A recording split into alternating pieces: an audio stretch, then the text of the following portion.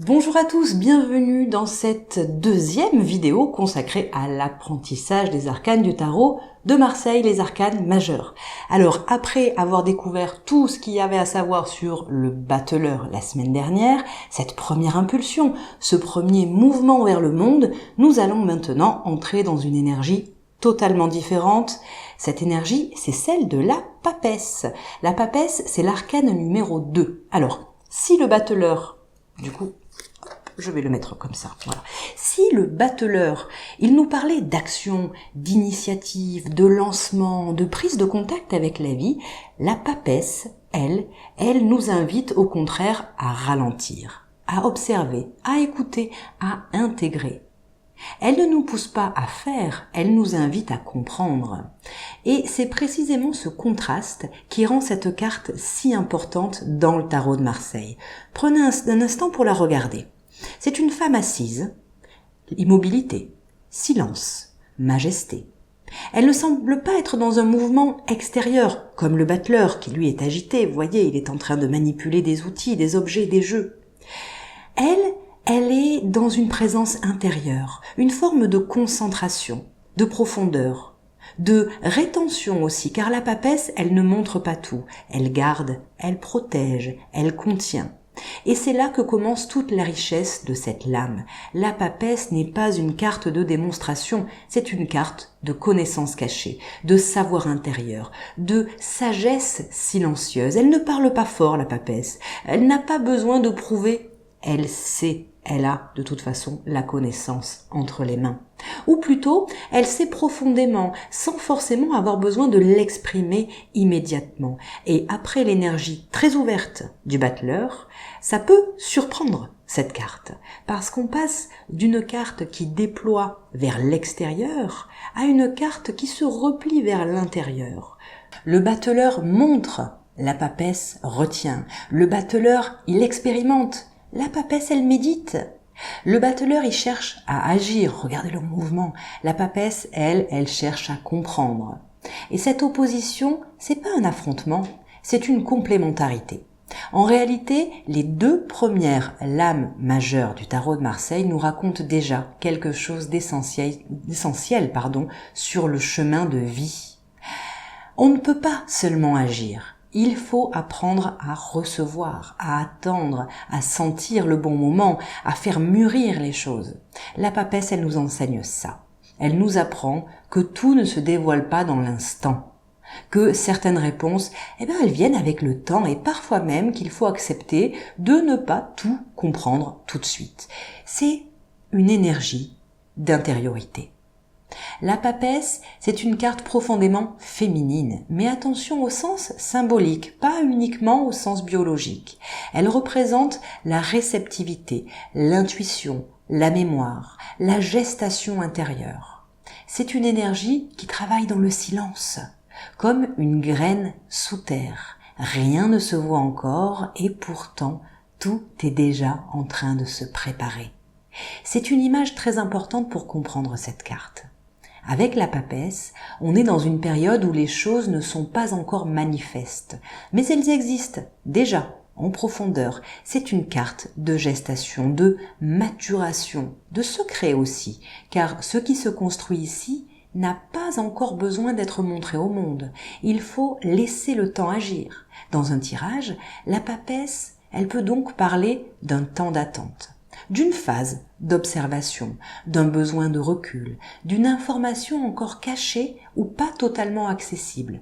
Mais attention, elle n'a absolument rien à voir avec le pendu. On ne parle pas d'une immobilité forcée. Non, là, c'est une patience féconde. Voilà, j'ai envie de dire ça. C'est une patience féconde. Elle peut aussi nous indiquer, regardez là, une personne discrète, réservée, qui analyse, qui est très concentré en son monde intérieur. Quelqu'un qui ne parle pas, ou en tout cas qui ne parle pas pour rien dire. Quelqu'un qui observe avant de se livrer. Quelqu'un qui préfère la profondeur à la superficialité. Et dans certains cas, elle peut aussi représenter une femme de sagesse, une conseillère, une figure de transmission ou d'étude. Si vous êtes en train d'apprendre le tarot, eh bien la papesse Pour le coup, ça peut être moi, ça peut être cette figure-là de savoir que l'on transmet. Évidemment, ces notions-là vont se modifier en fonction de la position de cette carte dans un tirage. Parfois, une carte va symboliser une personne. Et dans ce cas-là, tout ce que je viens de vous dire là à l'instant compte pour vous aider à savoir reconnaître de quelle personne on parle. Je vous l'ai déjà dit, mais regardez d'un peu plus près, elle tient un livre. Et ce symbole du livre, il est très important. Parce que sur beaucoup de représentations, elle a ce livre. Alors vous allez voir, pas toujours. Moi j'ai un tarot qui est très classique, très à l'ancienne. Donc il y a le livre, mais parfois il n'y est pas. Mais rappelez-vous qui symboliquement il y est, parce que il nous dit que la connaissance est là, mais elle n'est pas distribuée au hasard. C'est pas un savoir démonstratif, c'est pas un savoir comme ça très show-off. C'est un savoir qui est gardé, qui est sélectionné, qui est intériorisé. C'est un savoir qui se mérite aussi, ou en tout cas qui se reçoit au bon moment. Le livre de la papesse, c'est aussi la mémoire, c'est la connaissance transmise, c'est l'enseignement caché. Il peut évoquer les études, la recherche, la documentation, l'apprentissage sérieux, mais il peut aussi parler d'un savoir qui est assez intuitif, de tout ce qu'on comprend sans pouvoir toujours l'expliquer immédiatement avec des mots. La papesse, elle sait lire entre les lignes, elle capte les sous-entendus, elle pressent les choses avant même qu'elle ne se révèle clairement. C'est pour ça qu'on la relie souvent à l'intuition, à la patience, à la perception subtile. Dans un tirage sentimental, quand votre question ou la question de votre consultant a trait au sentiment, eh bien, en amour, la papesse, c'est une carte qui est très intéressante parce qu'elle nous parle pas d'une relation visible ou expansive. Elle nous parle souvent de retenue, de non-dit, de désir contenu, de liens intérieurs. Parfois, elle peut montrer une personne qui ressent beaucoup, mais qui n'ose pas encore l'exprimer, ou qui ne veut pas tout révéler trop vite. On peut également voir dans cette carte une relation discrète, pourquoi pas secrète, pourquoi pas non affichée. Dans certains cas, bien sûr, elle parle même d'un amour silencieux, profond, pas encore formulé. C'est une carte qui demande de ne pas se fier uniquement aux apparences, car tout n'est pas dit, tout n'est pas montré, tout est encore, tout n'est pas encore accessible. C'est cela qui est très beau et qui est parfois assez frustrant aussi en amour. Bon, c'est beau parce qu'il y a de la profondeur, il y a de la pudeur, il y a de la sensibilité, puis c'est frustrant parce que on sait pas toujours où on va. Hein. Mais la papesse, elle nous enseigne justement ça. Accepter que certaines choses ne se précipitent pas. Dans une relation, elle invite à écouter davantage qu'à parler, à ressentir plutôt qu'à forcer, à laisser émerger la vérité au lieu de la provoquer. Et si la papesse émerge dans le cadre d'une question qui est liée à un domaine professionnel, eh bien, elle peut nous parler d'études, de recherche, de formation, de réflexion approfondie. C'est pas une carte d'action rapide. Elle est plutôt celle de la préparation sérieuse, de l'analyse, du savoir qui s'accumule, des analyses qu'on fait, vous savez, par exemple, avant de lancer un produit sur le marché. Voilà, une étude de marché, pourquoi pas. Du discernement aussi, savoir faire la part des choses. Elle peut indiquer un travail intellectuel, un travail administratif, un travail documentaire, puisque évidemment avec le livre on est dans cette symbolique, un travail pédagogique, puisqu'il est question de transmission, ou un métier où la discrétion et l'observation sont clés. Mais elle peut aussi signifier qu'avant de se lancer, il faut encore apprendre.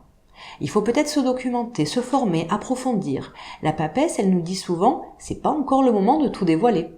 Ou encore, elle nous dit, t'as pas encore toutes les informations en main. Elle demande donc de la patience, de la prudence. Et si le battleur, lors du cours dernier, nous disait, vas-y, commence, peu importe, même si tu maîtrises pas tout, commence, fais le premier pas. Eh bien, la papesse, elle nous dit plutôt, attends de comprendre avant d'agir. La papesse, c'est aussi une carte de secret, mais il faut bien comprendre ce mot. Le secret, c'est pas forcément un mensonge. Il peut être une protection, une intimité, une intériorité préservée. La papesse, elle garde ce qui doit rester dedans. Elle ne s'expose pas facilement, elle ne se livre pas à la première occasion. Elle filtre, elle trie, elle observe avec attention les intentions. Et donc, dans un tirage, ça peut être très précieux, parce que ça peut montrer qu'une situation n'est pas encore mûre pour être dévoilée, ou qu'une vérité est en train de se construire en profondeur, sans encore apparaître au grand jour. Mais la papesse peut aussi alerter sur une opacité excessive, sur un silence qui bloque, sur une difficulté à dire, sur une information cachée. Tout dépend du contexte, comme toujours en tarologie, bien sûr. Là, j'essaie de vous faire un panorama très large, mais évidemment ça dépend des questions, ça dépend du consultant, des personnes qu'il nous décrit liées à cette situation. Donc voilà, c'est pas exhaustif. J'essaie, mais je n'y arrive pas. On ne peut pas être exhaustif avec le tarot, mais à force, vous verrez, ça vient. La différence avec le battleur, elle est très importante, parce qu'il y a une comparaison là, qui est quand même, je sais pas comment dire, le 1 et le 2, il y a une forme de paire. Le battleur, c'est l'élan, la papesse, c'est la retenue. Le battleur veut expérimenter, elle veut comprendre. Il veut être visible, elle est dans l'invisible. Il se montre, elle se protège. Il commence l'action, elle commence par l'intériorisation. Et donc, dans une lecture, cette opposition, elle peut être très utile. Si le battleur parle d'un projet qui démarre, la papesse, elle nous montre qu'avant d'aller plus loin, il faut encore réfléchir, mûrir, analyser. Le battleur, il nous parle d'une rencontre. La papesse, elle peut montrer qu'il y a du non-dit, du mystère, un besoin de temps avant que la relation ne se dévoile vraiment. Si le battleur, lui, il tente, la papesse, elle ressent. Le battleur, il fait. Elle observe. Et c'est cette respiration entre les deux qui rend le tarot extrêmement vivant. Parce que vous le verrez, la prochaine fois, on verra l'impératrice. Et tout ça, le chemin, là je vous ai mis toutes dans un désordre, mais évidemment on les apprend une par une. Eh bien tout ça, ça a une vraie raison, ça a une vraie logique et une vraie dynamique. Le chiffre n'est pas là par hasard, bien au contraire. Donc la papesse, c'est la sagesse silencieuse. C'est ça, c'est la carte de la sagesse quelque part. Mais pas la grande sagesse spectaculaire, vous savez, celle qui sait, qui éclaire le monde de ses lumières. Non, on n'est pas là-dessus. La papesse, pardon, elle parle pas fort, hein. Elle écoute. Elle entend, elle attend aussi. C'est celle qui sait que certaines réponses viennent dans le calme, pas dans la précipitation. Elle nous enseigne aussi que quelque chose de très précieux dans notre époque actuelle, c'est le droit aussi au retrait, le droit à l'intimité, le droit de pas tout dire, de pas répondre tout de suite, de prendre du recul. D'être un peu dans une intériorité sans devoir constamment en fait se justifier du silence. Vous savez, le « Ah mais je t'ai appelé, tu m'as pas répondu ». On n'est pas obligé de se justifier en permanence, on peut aussi rester de par vers soi, au calme. C'est une grande force parce que on confond souvent la discrétion et la faiblesse, alors qu'en réalité, la discrétion, c'est un immense pouvoir. La papesse, elle n'a pas besoin de s'imposer, elle s'impose juste par sa présence, par sa densité, par sa profondeur. Vous verrez que lorsque vous tirez les cartes, parfois, lorsque vous la tirez, elle est renversée. Le chiffre et la tête vers le bas. Alors, quand la papesse apparaît renversée, son énergie, bien sûr, elle peut se déséquilibrer. Alors, elle perd pas sa force, mais disons que cette force devient plus difficile à utiliser de manière juste. Donc, on peut être face à de la confusion intérieure, une difficulté à écouter son intuition, un excès de silence peut-être ou de fermeture en repli, des secrets qui sont mal vécus, une tendance à garder trop pour soi finalement, ou au contraire une difficulté à faire preuve de discernement.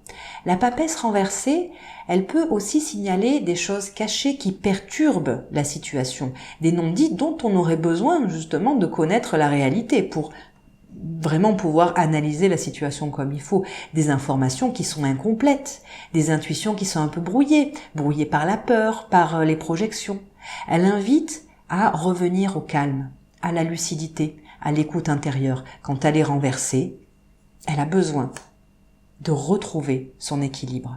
Ça, gardez-le en tête. Parce que lorsque la papesse est déséquilibrée, on peut soit ne plus rien entendre, soit entendre trop de choses confuses. Vous voyez, c'est vraiment le retrait trop excessif ou au contraire la confusion. Dans les deux cas, c'est le même conseil à chaque fois. Il faut ralentir, il faut recentrer, il faut clarifier. La papesse est une carte de temps. Il faut aussi dire quelque chose là-dessus, parce que c'est pas un temps rapide, c'est pas un temps d'urgence, c'est celui, je vous l'ai dit, de la maturation. C'est un temps qui est nécessaire pour que les choses, elles prennent du sens. C'est une carte qui dit souvent « pas encore ».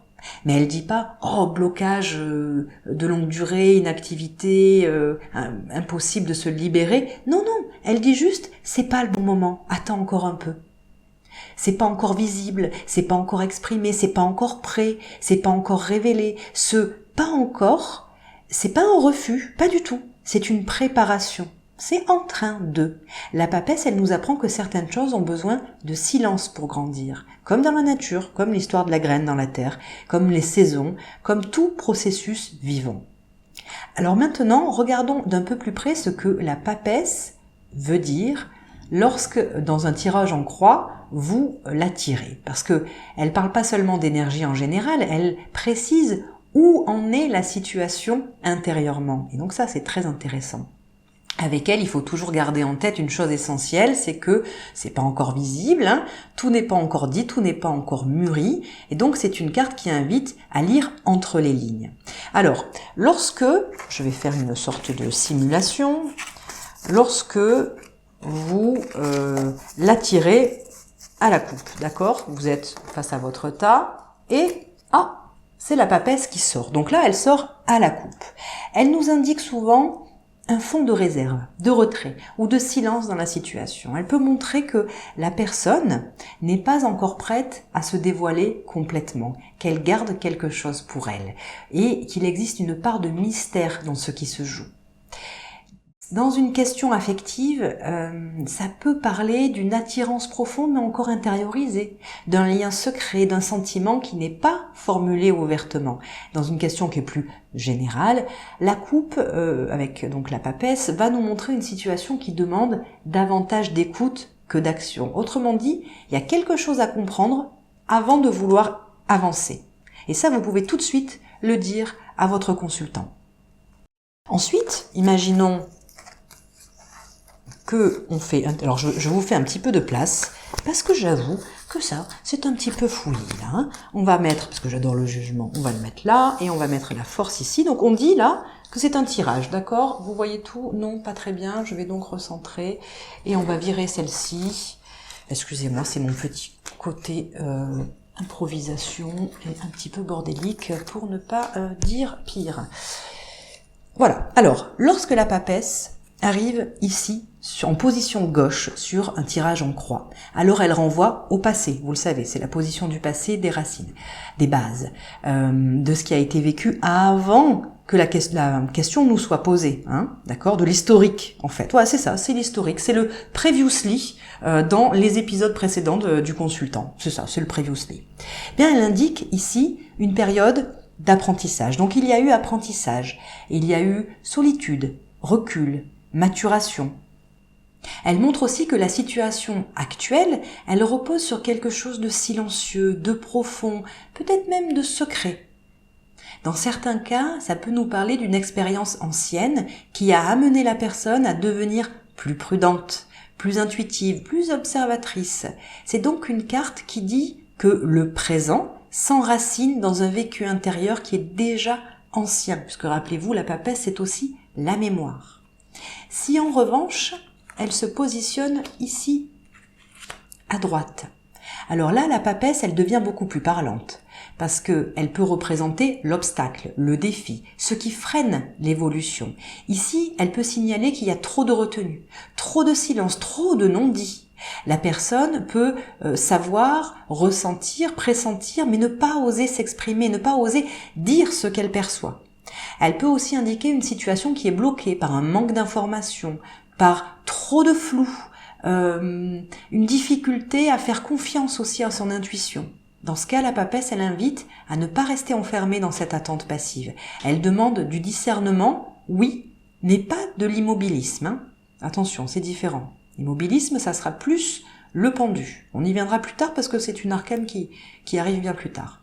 Lorsque la papesse se trouve ici, en haut, alors là, elle change évidemment de couleur. Elle nous dit que la personne cherche consciemment à comprendre, à savoir, à clarifier, à approfondir. Quand je dis la personne, c'est le consultant, bien sûr, la personne qui pose la question. Elle peut indiquer une volonté de mettre en lumière une situation, mais sans précipitation, ok ? On prend le temps d'enquêter, de savoir. C'est une carte qui est très forte lorsqu'il y a une recherche de sens, une quête intérieure, un besoin d'analyse ou une vérité cachée. Elle peut aussi révéler que la personne voudrait des réponses alors que le moment n'est pas encore venu de tout dévoiler. La papesse en haut, elle nous dit donc la conscience veut savoir mais la situation demande encore du temps. Alors que lorsqu'elle se trouve ici en bas, eh bien la papesse elle représente le socle profond, l'inconscient, ce qui travaille en silence, à l'intérieur. Elle peut montrer une grande richesse intérieure, une intuition très active, une capacité naturelle à ressentir les choses, avant même de les comprendre mentalement. Mais elle peut aussi parler d'une intériorité un peu lourde, un trop-plein silencieux ou d'une tendance à tout garder pour soi. Dans ce cas, la papesse, elle montre que beaucoup de choses se passent à l'intérieur sans être exprimées. C'est une énergie de profondeur, mais aussi parfois de saturation émotionnelle ou mentale. Si rien ne circule, évidemment, ça sature, il y en a trop. Lorsque la papesse se trouve être, on enlève tout le monde, se trouve être la synthèse d'un tirage. Eh bien, là, dans ce cas, si elle est la synthèse, elle nous annonce une situation qui demande encore de l'introspection. Elle dit ok, la situation est momentanément bloquée, il faut de l'introspection, du recul, de la patience. Il y a le fameux pas encore, qui est très important. Elle indique qu'on n'est pas dans une phase de révélation immédiate, donc la réponse ne sera pas oui tout de suite, mais dans une phase de maturation invisible. La réponse existe peut-être déjà, mais elle n'est pas encore prête à être formulée clairement. C'est une excellente carte pour dire qu'il faut observer, écouter, laisser venir et ne pas forcer ce qui a besoin de se construire et de naître dans le silence.